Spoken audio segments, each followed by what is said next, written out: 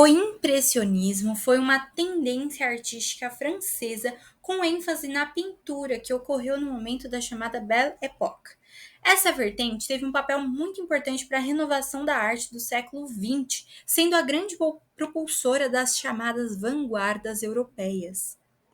O termo impressionismo é fruto da crítica a uma obra de Claude Monet, Impressão Nascer do Sol, de 1872. Os pintores da arte impressionista costumavam produzir suas telas ao ar livre. A intenção era o quê? Capturar as tonalidades que os objetos refletiam segundo a iluminação solar em determinados momentos do dia. Esse movimento foi um divisor de águas para a pintura. Seus artistas não se prendiam aos ensinamentos do realismo acadêmico, mas foram influenciados pelas correntes positivistas da segunda metade do século XIX, as quais primavam pela precisão e o realismo. Esse novo estilo artístico concorria com produções acadêmicas. Para isso, haviam locais fora dos circuitos tradicionais da arte, como era o caso dos salões, onde os pintores impressionistas realizavam exposições exibindo suas telas. A literatura impressionista focou na descrição de impressões e aspectos psicológicos das personagens. Assim, se acrescenta detalhes para constituir as impressões sensoriais de um incidente ou cena. A literatura impressionista tem como características a valorização das emoções e sensações, a importância da memória com a busca por um tempo que não existe mais e o enfoque em sentimentos individuais. Destacam-se como escritores impressionistas o francês Marcel Proust e os brasileiros Graça Aranha e Raul Pompeia. Para sintetizar as características da pintura impressionista, vamos lá. A cor, vou sintetizar em três frases. A cor não é uma qualidade permanente da natureza e suas tonalidades estão constantemente mudando. Segundo ponto, né? A linha não existe na natureza, é uma abstração criada pelo homem para representar as imagens visuais. Portanto, temos a abolição da linha. Terceiro, as sombras não são escuras, mas luminosas e coloridas, pois são cores e luzes de outras tonalidades. E por fim, só para fechar a pintura aqui, a visão objetiva e estática da realidade não interessa, mas sim as impressões perante os efeitos mais fugidios. Importa captar a sensação da paisagem em um determinado momento, de acordo com a sensibilidade do artista. E para sintetizar as características do impressionismo na literatura, registro de impressões, emoções e sentimentos despertados no artista por meio do quê? Dos sentidos, das cenas, do que acontece ao redor, das sensações suscitadas, do que as suas causas.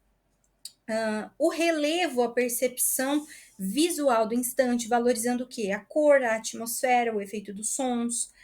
Valorização dos estados da alma, das emoções, importa mais o efeito do que a estrutura. E a valorização da memória, buscando o tempo perdido, por meio de uma impressão provocada pela realidade num dado momento. E a importância do momentâneo, do fragmentário, do móvel, do subjetivo. Raul Pompeia, filho da alta burguesia, foi matriculado no Colégio Abílio, que ao lado do Imperial Colégio de Pedro II era o destino inevitável das crianças bem-nascidas. O colégio era dirigido por Abílio César Borges, que o imperador agraciara com o título de Barão de Macaúbas. Por que eu estou falando tudo isso? Porque do tempo que ele ficou lá nesse colégio, era um colégio de regime de internato. E aí ele teve fundas recordações sobre esse tempo que ele ficou lá. E essas recordações vão ser a estruturação, o fermento da obra-prima dele, do Raul Pompeia, que é o Ateneu. O Raul Pompeia, então, ele criou, né, ele fez aí a obra O Ateneu, é uma recriação artística da educação nos internatos. O romance se estrutura por meio de uma sucessão de episódios e se ramifica na memória do personagem narrador. Não tem propriamente um enredo, mas sim o percurso de um menino num microcosmo em que se projetam questões como corrupção, opressão, hipocrisia, etc. De forma muito sucinta, eu vou contar aqui, tentar descrever o mais rápido possível o resumo dessa obra. Então, assim, o Sérgio, um menininho lá de 11 anos, ele é, entra para o Ateneu, que é o colégio dirigido por Aristarco, que é o diretor, e ele padece de. E esse, esse Sérgio, ele é deixado ali na porta do colégio pelo pai. Depois que esse Sérgio vai se acostumando, né, vai se ajustando ao colégio, ele se interessa pelos estudos, então ele é um menino estudioso, graças à ajuda de quem? Do Sanches. Só que esse Sanches é um menino aí, meio perturbado, que ele quer perverter o Sérgio. Como ele não consegue perverter o Sérgio, ele passa o quê? A perseguir o Sérgio, fazer bullying com o Sérgio.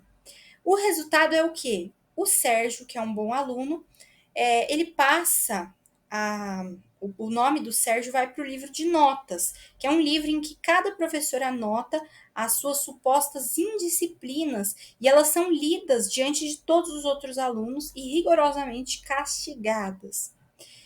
O Sérgio vai ficando ali num desânimo profundo. Só que aí ele se torna o quê? Religioso, ele apela para a religião. Nessa fase, ele tem um amiguinho, o Franco, um aluno que é desprezado por todo mundo e que também está no livro de notas, junto com o Sérgio ali. Aí o Sérgio supera essa fase de melancolia, de religiosidade, ele supera essa amizade com o Franco e vai contar pro pai dele o que realmente era aquele colégio, o que realmente acontecia lá. Ele passa a tomar atitudes de alguém que é independente, enfrentando a autoridade despótica do diretor do colégio.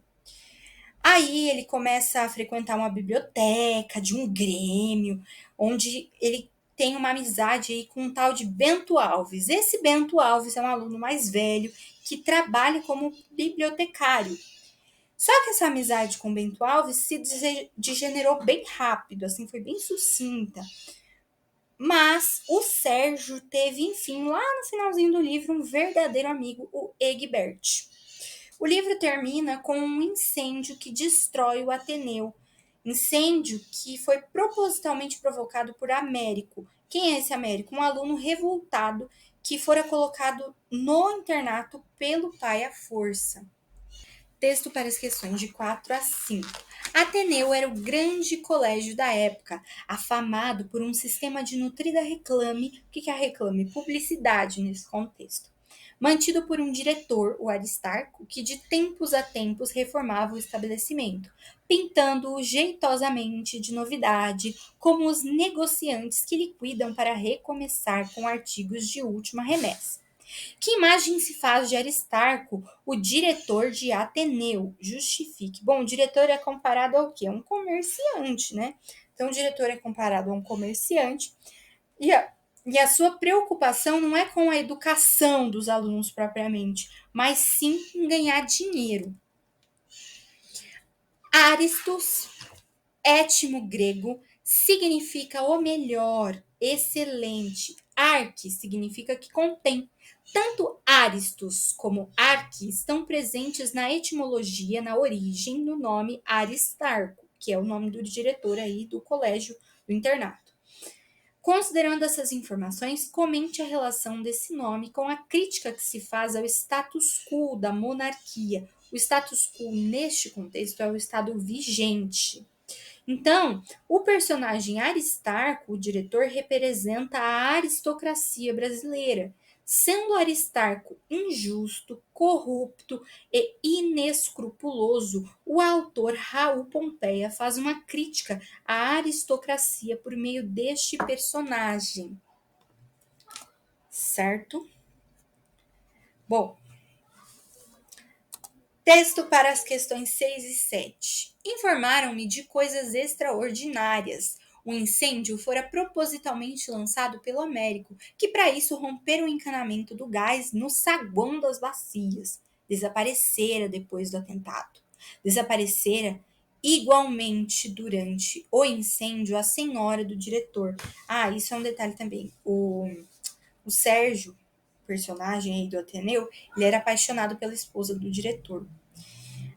Beleza. Dirigi-me para o terraço de mármore do Outão. Lá estava Aristarco, tresnoitado, o infeliz. No jardim continuava a multidão dos basbaquês. Algumas famílias em toilette matinal passeavam. Em redor do diretor, muitos discípulos tinham ficado desde a véspera inabaláveis e compadecidos.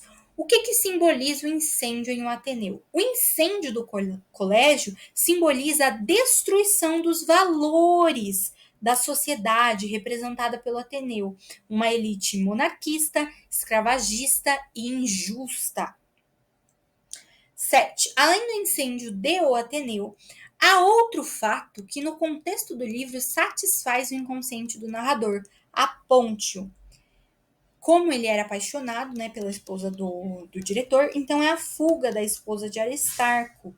Ema, a esposa dele, né, o abandona.